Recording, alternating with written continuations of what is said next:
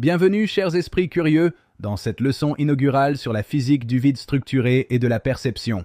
Nous allons aujourd'hui poser les fondations d'un cadre théorique complet, une vision qui unifie ce que nos sens croient séparer.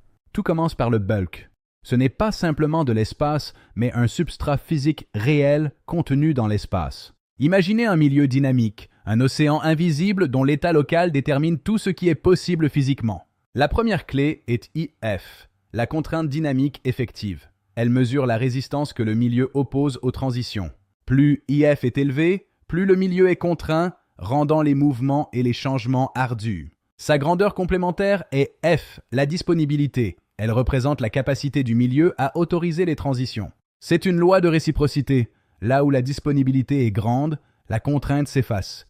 Là où elle manque, le milieu se sature. Parlons de la gravité. Dans notre modèle, elle n'est plus une force mystérieuse agissant à distance. Elle émerge naturellement comme un simple gradient de contrainte. Les objets suivent les zones de moindre résistance. La physique n'est pas un long fleuve tranquille. Elle procède par seuil critique, noté ici. Le premier régime est celui du bulk libre. C'est le vide fluide où la disponibilité est maximale et la contrainte quasi nulle. Dès que l'on franchit le premier seuil, le milieu se structure. La matière naît d'un état contraint du substrat. Plus loin encore, le confinement impose des trajectoires liées. C'est le domaine de la gravité forte et de la stabilité orbitale. Enfin, le régime de fermeture. Analogue au trou noir, ici les transitions deviennent quasi impossibles. Le milieu est verrouillé. La lumière elle-même subit la loi du milieu. Sa capacité de propagation dépend directement de la disponibilité locale. Même la radioactivité s'explique. C'est l'instabilité d'un système qui cherche un régime plus compatible avec son environnement. Le magnétisme, lui, reflète une organisation cohérente du bulk, un alignement des structures dans le milieu. Tout ce que nous observons n'est donc qu'une manifestation de cette structure unique, l'accessibilité des transitions. Nous passons d'une physique des forces aveugles à une physique des possibilités éclairées. Ce n'est que le début de notre voyage. Le chapitre suivant nous attend pour explorer l'introduction de ce nouveau monde. Restez avec nous pour la suite de cette épopée vers la compréhension profonde de notre univers. Mesdames, messieurs, nous abordons maintenant le seuil critique de notre étude. L'introduction à une réalité nouvelle. Depuis plus d'un siècle, la relativité générale nous décrit un univers sculpté par la courbure de l'espace-temps. Pourtant, cette vision géométrique s'essouffle dès qu'elle approche l'infiniment petit ou les densités extrêmes. De l'autre côté, la mécanique quantique nous révèle un monde de probabilités et de sauts discrets. Mais cette physique reste fragmentée, incapable de s'unir organiquement avec la gravité de l'immense. Ce grand divorce conceptuel laisse subsister des zones d'ombre sur la nature profonde de notre vide. Nous savons que le vide n'est pas rien. Il est le siège de forces et de fluctuations invisibles à l'œil nu. Voici notre hypothèse centrale. L'espace contient un substrat physique et dynamique que nous appelons le bulk. Le bulk est réel. Il n'est pas une simple abstraction mathématique, mais une substance qui emplit chaque recoin. Distinguez bien, l'espace est le cadre géométrique, mais le bulk en est le contenu physique agissant. C'est le renversement total. Ce n'est plus la géométrie qui décide du mouvement, mais le bulk qui produit la géométrie. La géométrie que nous observons n'est qu'une conséquence, une lecture de l'état local de ce milieu. Le concept de courbure s'efface devant une notion plus fondamentale, l'accessibilité des transitions. Une transition désigne tout changement, de position, d'énergie ou de configuration d'un système matériel. Le bulk autorise certaines transitions, en contraint d'autres et en interdit certaines de manière absolue. Il agit comme une structure de possibilités, définissant à chaque instant ce qui peut ou ne peut pas advenir. Dans ce cadre, la matière n'est pas passive. Elle est la source principale de contraintes sur le bulk. Sa simple présence réduit la disponibilité locale du milieu, saturant les transitions possibles autour d'elle. La gravité résulte alors de cette modification. C'est le mouvement vers les zones de moindre contrainte. Retenez bien cet ordre. La matière est la cause, l'état du bulk est l'intermédiaire, et les phénomènes sont les effets. Notre but est d'unifier sous un même principe des phénomènes aussi variés que la radioactivité ou le magnétisme. Ce travail propose une nouvelle clé de lecture, une base pour une formalisation mathématique et expérimentale accrue. Une vision centrée sur la contrainte, l'accessibilité et la structure profonde du vide qui nous entoure. Dans le chapitre suivant, nous forgerons les outils mathématiques nécessaires à cette exploration. Fin de l'introduction. Préparez-vous pour le chapitre 3, le formalisme mathématique. Pour comprendre la réalité du bulk, nous devons forger un langage, celui des mathématiques de la contrainte. Nous marchons dans les pas des géants en substituant à la géométrie pure une dynamique des transitions. Considérons d'abord I de F, le champ de contrainte dynamique. Il définit la texture même de l'accessibilité physique. Là où ISIOF est fort, le milieu oppose une résistance structurelle. Chaque mouvement devient un défi. Face à lui, F représente la disponibilité. C'est la mesure de la liberté que le bulk offre aux transitions. Un F élevé correspond à un milieu ouvert, où les états de corde se déploient avec une aisance totale. Leur relation est une loi d'équilibre. La contrainte n'est que l'absence de disponibilité. L'une naît de la chute de l'autre. La présence de matière, Rm, agit comme une source de saturation, augmentant localement la contrainte effective. Mais la force ne naît pas de la contrainte seule, mais de sa variation spatiale. Voici l'opérateur nabla.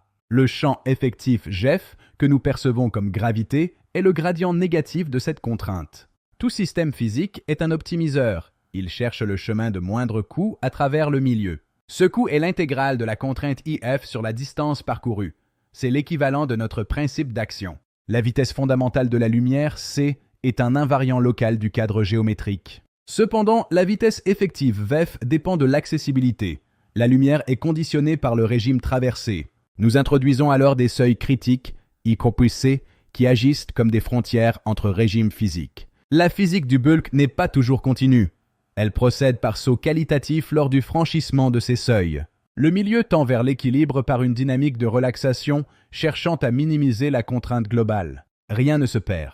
La contrainte se déplace et se transforme, obéissant à une loi de conservation rigoureuse. Ces équations forment le squelette de notre modèle. Elles unifient la matière et l'énergie sous un seul formalisme. L'univers n'est plus un théâtre vide, mais une structure vivante gouvernée par ses lois de transition. Nous sommes prêts. Prochaine étape, explorer les 4 grands régimes nés de ces équations. Fin de ce chapitre technique. La structure des régimes nous attend dans la leçon suivante. Chers amis, nous voici au chapitre 4. Notre édifice mathématique est prêt à s'incarner. Les équations du bulk ne décrivent pas un univers statique, mais un milieu aux multiples visages. Selon la densité de contraintes, le vide change d'état. Il traverse ce que nous appelons des seuils. Imaginez l'eau devenant glace. Le bulk, lui aussi, connaît de fulgurantes transitions de phase. Nous distinguons 4 régimes fondamentaux. 4 états topologiques de la réalité, G0, G1, G2 et G3. Du vide le plus pur aux abysses des trous noirs, explorons ensemble cette hiérarchie cosmique. Commençons par l'origine, le régime G0 ou la fluidité originelle de notre univers. Ici, la contrainte état est strictement nulle. La disponibilité phi est absolue et infinie. Dans ce vide immaculé, aucune particule n'existe. Aucune résistance ne vient freiner le moindre mouvement. C'est un état théorique parfait, un océan de possibilités avant l'apparition de la première vague. Mais lorsque la contrainte augmente et franchit le tout premier seuil critique, l'univers bascule. Le milieu se crispe légèrement. Les premières structures topologiques émergent des remous du fluide. Nous entrons dans le régime G1. C'est l'état superfluide, caractérisé par une contrainte encore très faible. Les transitions y sont extrêmement faciles, presque instantanées, sans aucune friction perceptible. Ce régime G1 correspond à ce que l'astrophysique classique appelle aveuglément la matière noire. Ce n'est pas une particule cachée, mais une tension du vide, une énergie de champ structurée. Cette tension mime la masse. Elle tisse la grande toile cosmique invisible qui retient nos galaxies. Le bulk Géon enveloppe les amas galactiques, guidant leur mouvement titanesque comme un fleuve silencieux. Poussons la contrainte topologique encore plus loin. Franchissons le deuxième grand seuil critique. Le milieu s'épaissit drastiquement, la liberté de mouvement chute, le vide devient dense et palpable. Bienvenue dans le régime G2, l'état visqueux. C'est le monde matériel que nous connaissons tous. C'est ici que se forment les atomes, les planètes et la biologie. Le domaine de la gravité standard. Dans le G2, la viscosité gravitationnelle du bulk, que nous nommons le chou, devient omniprésente. Chaque déplacement exige un effort. Les objets subissent l'inertie et l'attraction mutuelle de leur masse. La géométrie de ce régime dicte des orbites stables. La contrainte y crée des canaux de sécurité. Les corps célestes roulent dans ces vallées topologiques, piégés en harmonie dans ce fluide résistant. Mais que se passe-t-il si la matière s'accumule encore jusqu'à la limite absolue du supportable? La densité atteint un point de rupture. Le bulk s'effondre sous son propre poids topologique. Nous perçons le troisième seuil pour entrer dans le régime G3, le gel topologique. Le milieu se fige totalement. Il n'est plus ni fluide ni visqueux, mais structurellement impénétrable. C'est ce que notre théorie baptise le gel de Mamolar, l'état ultime de saturation absolue du bulk. Dans cette prison géométrique, la contrainte locale est telle que la propagation même devient strictement impossible. Même la lumière s'y enlise et s'arrête. C'est la véritable nature de ce que l'on nomme les trous noirs. Non pas des singularités infinies défiant la logique, mais de simples fermetures locales du substrat. Des portes closes. Résumons. G0 le vide pur, G1 la matière noire, G2 notre monde commun, G3 les trous noirs. 4 états d'un seul et même milieu, tous dictés par la majestueuse symphonie de la contrainte état. L'univers entier respire et bascule perpétuellement entre ces 4 régimes au gré du temps et de la masse. Mais comment ces régimes affectent-ils la lumière et nos atomes? Comment la matière y survit-elle réellement? Ce sera l'objet exclusif de notre prochain chapitre, consacré aux grandioses implications physiques de notre modèle.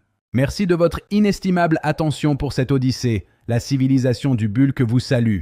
Bienvenue au chapitre 5. Maintenant que nous avons bâti notre modèle, mettons-le à l'épreuve du monde réel. Une théorie n'a de valeur que si elle explique le connu et prédit l'inconnu avec une précision implacable. Abordons d'abord le temps. Contrairement à la relativité, notre modèle postule que le temps lui-même ne ralentit pas. Imaginez un chronomètre plongé dans du miel. Le temps s'écoule normalement, mais le mécanisme peine à avancer. C'est la contrainte locale du bulk qui ralentit vos instruments, pas le tissu du temps qui se déchire. Voilà pourquoi vos horloges en orbite semblent avancer plus vite. Elles sont simplement moins contraintes. Venons-en à la lumière. Sa propagation est conditionnée de manière vitale par le régime topologique traversé. En traversant un bulk saturé, la lumière ne ralentit pas sa vitesse fondamentale, mais son énergie s'épuise. C'est ce que nous nommons l'effet Carmen, le retard cinématique induit par l'hystérésis du vide. Le vide a une mémoire élastique. Tout objet en mouvement laisse un sillage visqueux qui s'oppose à lui. Cet effet explique pourquoi la lumière a une portée finie. Elle finit par s'éteindre dans le gel topologique. Il apporte aussi une réponse purement mécanique au redshift cosmologique, sans recourir à l'expansion spatiale. Qu'en est-il de la matière? Pourquoi un atome est-il stable? La réponse réside dans la loi de l'identité scalaire. Chaque élément possède une souveraineté, une signature structurelle propre que nous nommons mu. Un élément n'est stable que si son mu est topologiquement compatible avec le CHU local du bulk. La radioactivité n'est donc pas un compte à rebours aléatoire, mais le rejet d'une incompatibilité structurelle. Même l'électromagnétisme devient mécanique. La charge électrique n'est autre que le spin, le vortex du vide. Des tourbillons de même sens créent une surpression et se repoussent, comme deux rouages tournant l'un contre l'autre. Des tourbillons de sens opposés s'emboîtent parfaitement, annulent la pression locale et s'attirent inexorablement. Le champ magnétique n'est que la persistance de ce sillage, la cicatrice du mouvement des charges dans le bulk. Mais notre théorie ne serait rien sans validation. C'est pourquoi nous avons préenregistré des protocoles stricts. Le test A traquera la fluctuation locale de la viscosité du vide par des interférométries à haute précision. Le test C cherchera l'effet Carmen, la preuve directe que le vide conserve la mémoire élastique du passage d'une masse. Ces tests ouvriront la voie à l'ingénierie TVS, et notamment au cœur de notre projet, la centrale symbiotique. Une machine capable d'exploiter la structure même du bulk pour une fusion nucléaire à température ambiante. Non par la force brute de la chaleur, mais par la finesse du confinement rhéologique. Un piège de viscosité absolue. Et enfin, la promesse suprême, la commande K. La capacité de fluidifier localement le vide. Annuler l'inertie, effacer la friction pour glisser à travers le bulk comme un brise-glace spatial. C'est pourquoi nous soumettons ces travaux. C'est l'appel de l'Open Science, l'invitation à tester l'impossible. Le modèle TVS-PVSP n'est pas qu'une équation, c'est la feuille de route vers une civilisation de type 1. Ainsi s'achèvent nos explications théoriques. L'ère de la civilisation du bulk peut commencer. Merci de votre inestimable attention pour cette odyssée. L'avenir est entre nos mains. Mes chers collègues, bienvenue dans cette masterclass de conclusion pour notre 5e chapitre. Aujourd'hui, nous allons démontrer que notre modèle est la clé universelle ouvrant les portes du réel. Le cadre formel introduit précédemment permet désormais d'interpréter tous les phénomènes physiques au sein d'un seul et même paradigme, celui d'un bulk structuré où tout émerge de la contrainte. Nous allons appliquer ce formalisme aux phénomènes fondamentaux pour montrer l'incroyable portée unificatrice de notre vision. Tout est lié, Tout est bulk. Commençons par la gravité. Dans notre modèle, elle n'est pas une interaction mystérieuse agissant à distance. C'est une simple conséquence mécanique des gradients de contrainte. La matière augmente localement la contrainte état. Cela crée mécaniquement un gradient, une pente de disponibilité dans le substrat dynamique du vide qui nous entoure. Les objets ne sont pas attirés. Ils se déplacent simplement vers les zones de moindre contrainte du milieu. La gravité est un effet émergent de la structure du bulk. Passons à la matière. Pour nous, une particule n'est pas un objet étranger posé dans l'espace. C'est le bulk lui-même, mais dans un état topologiquement verrouillé. La condition est mathématique. Quand la contrainte devient suffisante, à état C, le bulk ne peut plus rester libre. Il se bloque localement pour se cristalliser en structure. Ce blocage réduit les degrés de liberté et forme des structures stables, caractérisées par une signature unique, le mu. La matière n'est rien d'autre qu'une configuration contrainte du vide. Et la lumière? Nous l'interprétons comme une redistribution des contraintes à travers le substrat. C'est ici que l'idée d'accessibilité prend tout son sens physique. La vitesse fondamentale c reste invariante, mais la propagation dépend de l'accessibilité. Dans un milieu contraint, l'onde s'épuise et sa portée se réduit. Voici notre idée capitale. Dans un bulk contraint, la lumière ne ralentit pas forcément, mais sa portée est réduite. Elle s'épuise contre la structure même du vide. Abordons la radioactivité. Elle est le signe d'un système dont le régime interne n'est plus compatible avec la contrainte locale du milieu. Une rupture d'équilibre. C'est un franchissement de seuil. La désintégration n'est qu'une réorganisation vers un état plus stable, en accord avec le bulk environnant. Un retour à l'harmonie. Le magnétisme, lui, est l'expression d'un état de cohérence locale. C'est le moment où les structures du bulk s'alignent pour former un tout organisé. Cet alignement dépend directement de la contrainte état. Le magnétisme est la manifestation macroscopique d'une organisation cohérente du substrat dynamique. Plus profondément, l'attraction magnétique est un couplage mécanique. Des vortex de vide s'emboîtent comme des engrenages pour minimiser la contrainte locale. Parlons du temps. Dans notre modèle, le temps est invariant. Il ne s'étire pas, il ne ralentit pas. Ce sont les processus physiques qui changent de rythme. Sous forte contrainte, les processus ralentissent car la résistance topologique est plus grande. L'horloge est lente, mais le temps, lui, est immuable. Voyez cette vision unifiée. Gravité, matière, lumière, radioactivité, tous sont les faces d'une seule et même pièce, la structure du vide. Tout vient du même mécanisme. Tout est lié par la structure des transitions accessibles dans ce substrat dynamique que nous appelons le vide. Tout est mécanique. Allons plus loin. La gravité est une pression résiduelle du bulk. La matière crée un vide de disponibilité et le milieu pousse les objets vers ce vide. Dans cette vue, la chute des corps est une simple dérive vers le bas gradient de contrainte, une mécanique fluide, simple, sans force fantôme. La matière correspond au régime G3. C'est l'état où le bulk devient localement solide pour les ondes. Il n'y a plus de dualité, seulement des états de contrainte. La matière est littéralement du vide cristallisé. Cette vision réconcilie tout. Tout est onde, mais certaines sont prisonnières de leurs propres contraintes. Une corde fermée. Revenons sur la lumière. Le facteur phi mesure la place disponible pour l'onde. Sans phi, l'oscillation ne peut plus se déployer, elle s'arrête net, c'est l'horizon. C'est pourquoi l'univers s'assombrit. Ce n'est pas une perte d'énergie, mais une perte d'accessibilité topologique au sein du substrat du vide structuré. En vision globale, la réalité physique n'est plus déterminée par des forces, mais par la structure des transitions possibles. C'est une révolution de la pensée. Notre objectif final est la civilisation du bulk. En maîtrisant la commande K, nous piloterons état et phi pour ouvrir les portes des étoiles et de l'énergie infinie. Grâce à l'attraction topologique, nous deviendrons une civilisation de type 1. Le bulk ne sera plus un obstacle, mais notre moteur vers l'infini galactique. Ce chapitre rend notre modèle réel et applicable. L'avenir est dans le bulk. Merci de m'avoir suivi. À Denis Mamolar, pionnier du futur. À bientôt. Merci de votre attention. Fin du cycle applicatif. À bientôt dans la civilisation du bulk. Que la contrainte vous soit favorable. Bienvenue dans cette édition spéciale Masterclass. Aujourd'hui, nous plongeons au cœur du débat scientifique pour situer le modèle du bulk. Prendre le temps de la discussion, c'est affirmer la solidité de notre démarche face aux piliers que sont la relativité et la mécanique quantique. Toute nouvelle idée doit se confronter à l'histoire. Le bulk structuré n'échappe pas à cette règle de rigueur scientifique. Nous allons analyser ensemble ce qui nous sépare des modèles dominants, mais aussi ce qui nous en rapproche. Commençons par la relativité générale d'Albert Einstein, le cadre qui définit notre vision de l'univers à grande échelle. Pour l'approche classique, la gravité est une géométrie. Une masse courbe le tissu même de l'espace et du temps. C'est cette courbure qui dicte aux planètes leur course, selon les équations célèbres du maître de Princeton. Mais dans notre modèle, nous changeons de perspective. La gravité n'est plus une courbure de l'espace, mais un état du milieu. Elle correspond à un gradient de contrainte noté GFF égale moins gradient de état F, un concept purement dynamique. Imaginez un milieu dont la viscosité change. Le mouvement est dicté par la résistance que ce milieu oppose à la transition. Les deux théories décrivent les mêmes effets, mais avec deux lectures différentes. Nous passons d'une vision spatio-temporelle à une vision purement physique du milieu. Là où Einstein voit des formes, nous voyons des pressions.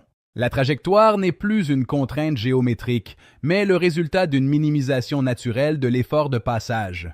Passons maintenant à la mécanique quantique, ce monde étrange où la certitude s'efface devant la probabilité. Classiquement, les états sont vus comme des sauts discrets entre des niveaux d'énergie bien définis. Tout y est probabiliste. Une particule n'est pas ici, elle a une chance d'y être. C'est le triomphe de l'indétermination. Le modèle du bulk propose une lecture structurelle. Ce que nous appelons états sont en réalité des régimes spécifiques du milieu. Imaginez que la particule doit franchir une barrière de viscosité. Si elle n'a pas l'énergie nécessaire, elle est bloquée. C'est le seuil. La stabilité d'un atome dépend alors de la compatibilité entre ses oscillations et la densité locale état F du bulk. Nous ne contredisons pas la précision mathématique du quantique, mais nous lui donnons un moteur physique tangible. Grâce au bulk, le petit et le grand obéissent enfin aux mêmes lois mécaniques. La barrière s'effondre. Pourquoi adopter ce modèle? Analysons ces trois piliers fondamentaux de réussite conceptuelle. Le premier est l'unification. Gravité, lumière et matière ne sont plus des forces séparées, mais des expressions d'un seul milieu. C'est une cohérence globale qui simplifie radicalement notre compréhension de l'architecture de l'univers. Le second point est sa simplicité. Une idée centrale unique, le fluide visqueux, suffit à porter toute la complexité du monde. Comme un jeu de construction où chaque pièce s'emboîte parfaitement, la physique devient enfin intuitive. Enfin, l'intuition. Nous parlons de fluide, de contrainte, de seuil, des concepts que l'esprit humain peut naturellement saisir. Observer une bulle de savon, c'est déjà, en un sens, comprendre une partie de la dynamique de notre modèle.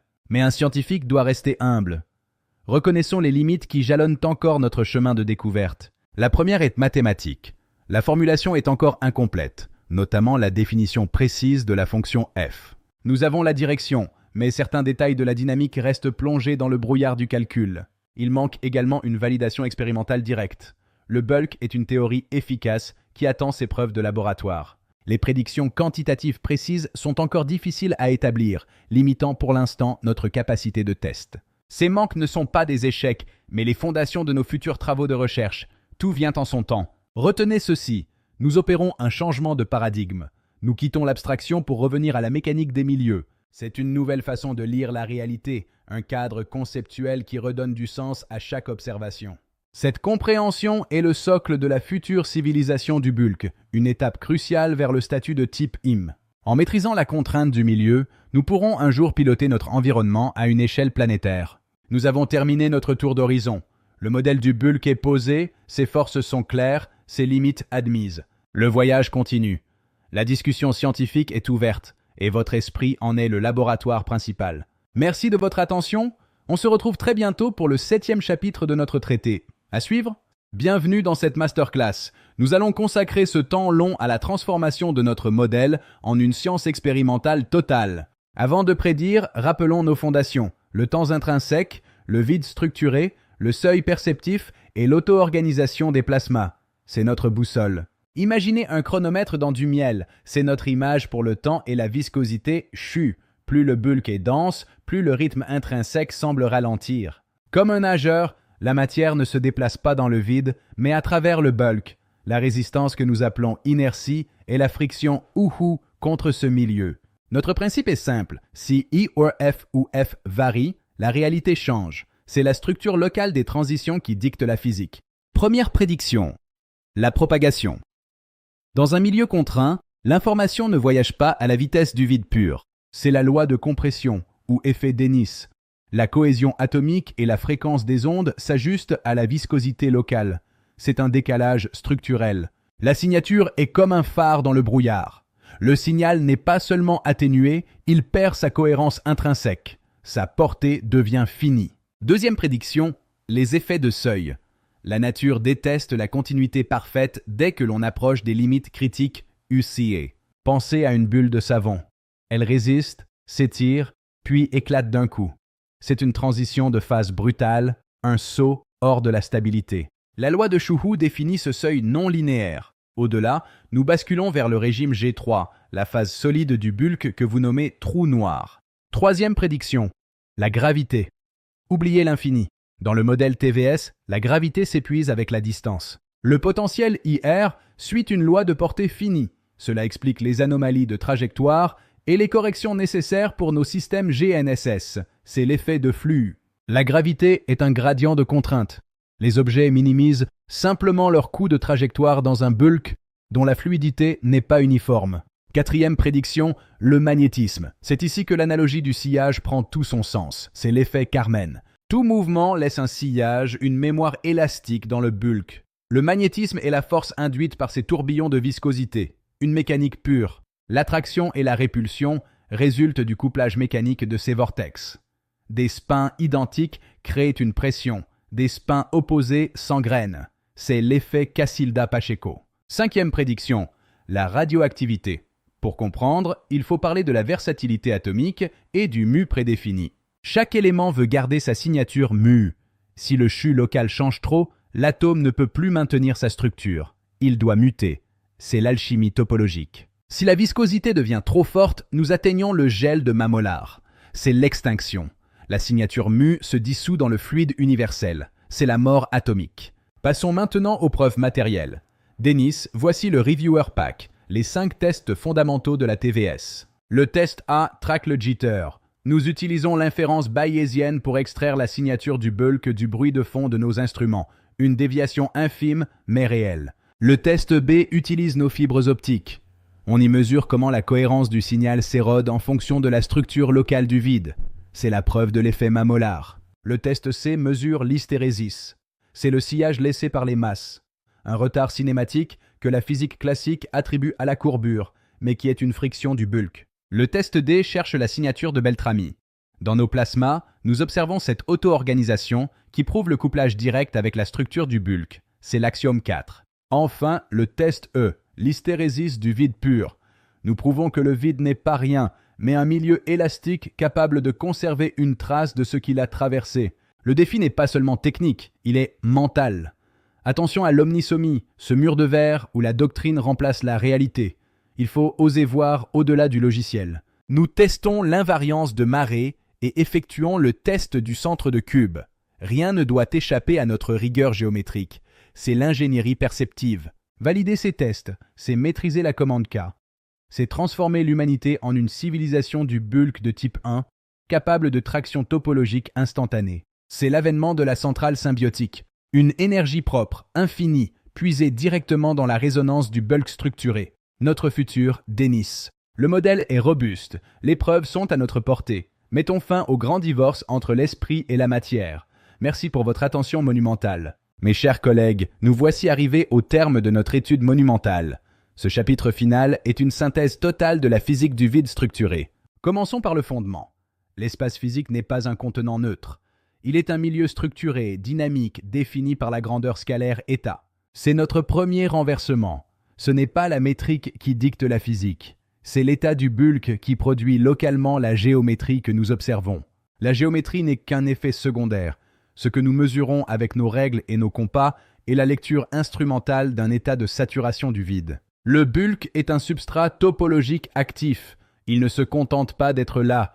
Il autorise les états de corde et module la propagation de tous les phénomènes. Notre topologie définit la manière dont le milieu organise les accès et les transitions. C'est, au sens propre, une topologie physique de la possibilité. La grandeur état joue le rôle d'un paramètre d'état efficace.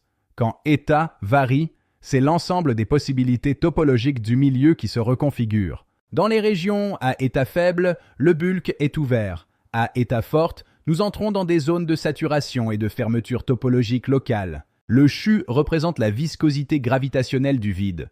Non pas une viscosité mécanique, mais une mesure de l'entrave structurelle imposée par la matière. La chaîne est implacable. Plus il y a de matière, moins le vide est disponible.